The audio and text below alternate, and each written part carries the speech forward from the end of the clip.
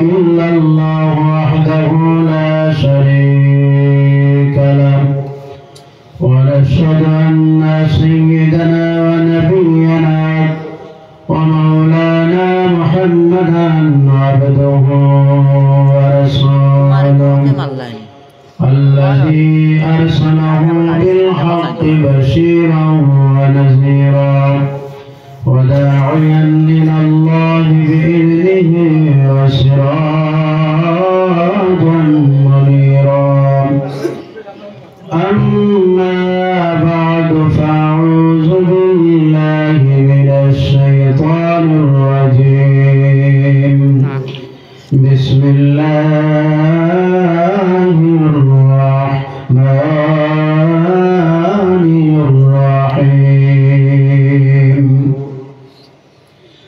يا أيها الإنسان ما غرك بربك الكريم صدق الله العظيم وقال الله تعالى مخبرا وآمرا إن الله وملائكته يصلون على النبي يا أيها الذين آمنوا صلوا عليه وسلموا تسليما اللهم صل على سيدنا مولانا محمد وعلى آل سيدنا جلاش اللهم صل على مولانا محمد وعلى آل سيدنا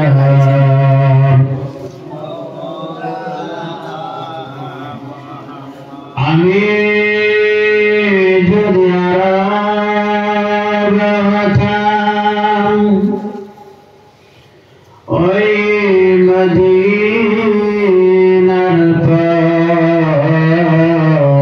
পথে যে পথ চলতেন আমার নূর নবী হযরত আল্লাহুম্মা সাল্লি আলা সাইয়্যিদিনা মাওলানা মুহাম্মদ ওয়া আলা আলি সাইয়্যিদিনা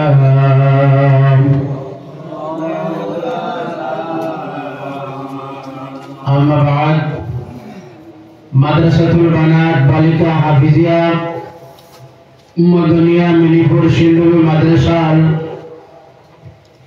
25তম বার্ষিক ওয়াজ মাহফিলের সম্মানিত সভাপতি আলহাজ হযরত মাওলানা আনোয়ার হোসেন সাহেব, প্রধান শিক্ষক অত্র মাদ্রাসা ও ইমাম মদিনা জামে মসজিদ মিনিপুর, দিগার হযরত উলামায়ে কেরাম, বাবার বয়সের মুরব্বিয়ান আযম, কোরআন সুন্নাহ প্রেমিক এলাকার প্রাণ প্রিয় নওজওয়ান বন্ধুগণ, এলাকার সম্মানিত আবেদা সালেহা দ্বীনদার ইমানদার, আমার মা ও বোনেরা, আসসালামু আলাইকুম ওয়া রাহমাতুল্লাহি ওয়া বারাকাতুহু।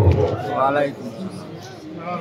সর্বপ্রথম মহান দরবারে দরবারে শুকরগুজার হয়ে রব্বুল আলামিন আমাদেরকে এই মাদ্রাসার জলসায় উপস্থিত হয়ে পবিত্র কালাম কোরআন এবং পবিত্র হাদিস থেকে আলোচনা করা এবং আলোচনা শোনার তৌফিক দিলেন। তাই রবের দরবারে উচ্চ সুরে সবাই বলি আলহামদুলিল্লাহ। সবাই খুশি না বেজার?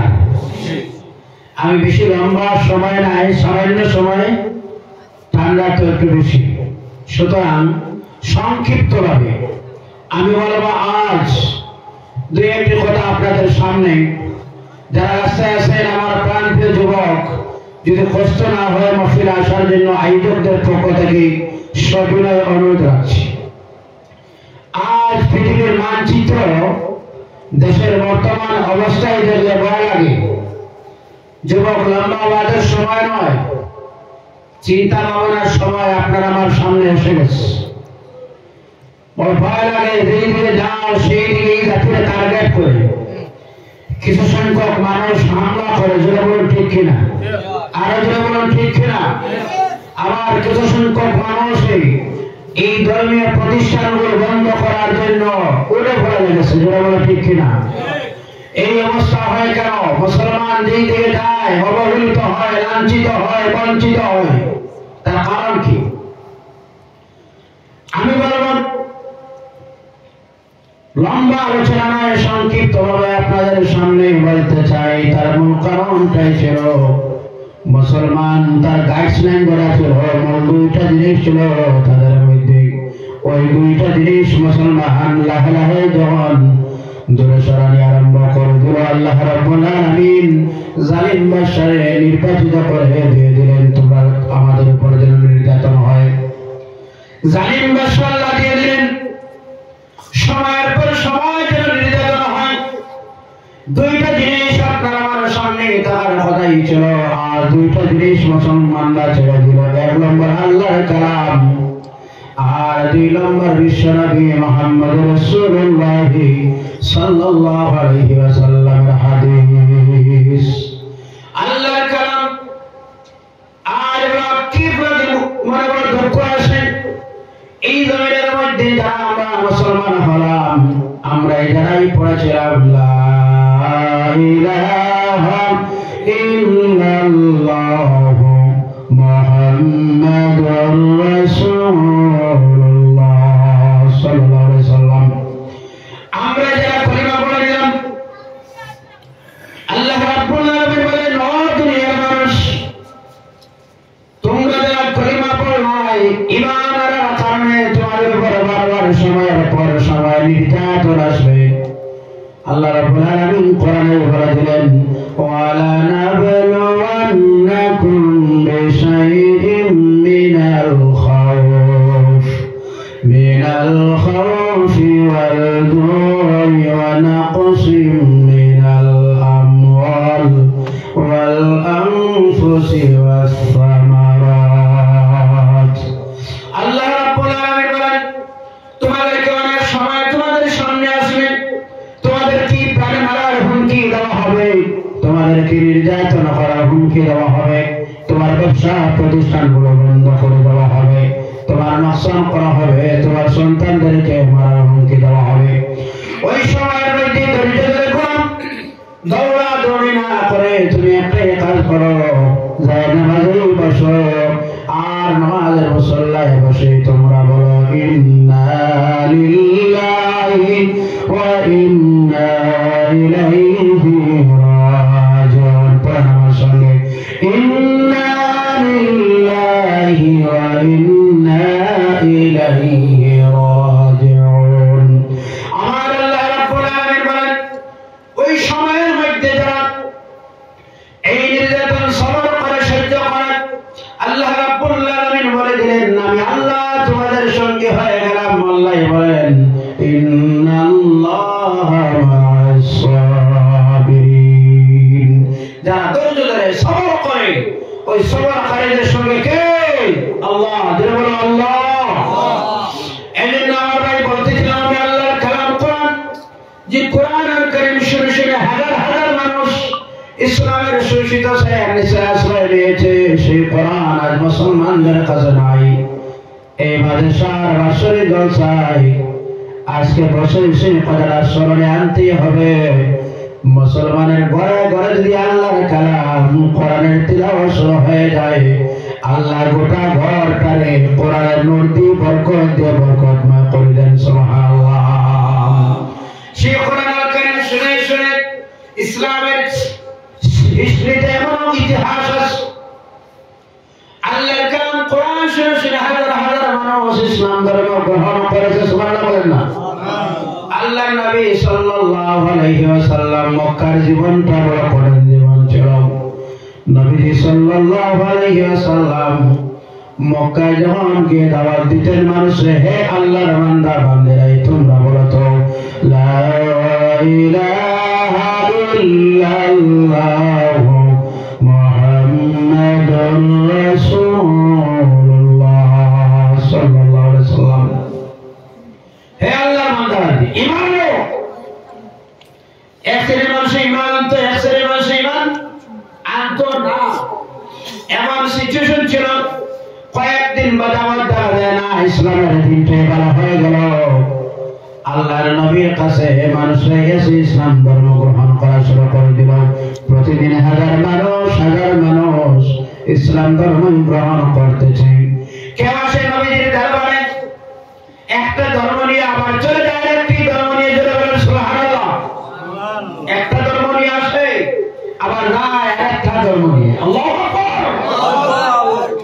এমন অবস্থা শুরু হলো, তাতে কাফির যারা ছিল, আবু জাহেল ছিল, উতবা ছিল, সাইবা ছিল, বড় বড় নেতা লিডার যারা ছিল, ওই সব পেরেশান হয়ে গেলেন। কারণটাই বুঝলাম না, মানুষরা এত ইসলামকে পছন্দ করে ভালোবাসে, তার কারণটা কি? ইসলাম এত পছন্দ হলো মানুষের কাছে।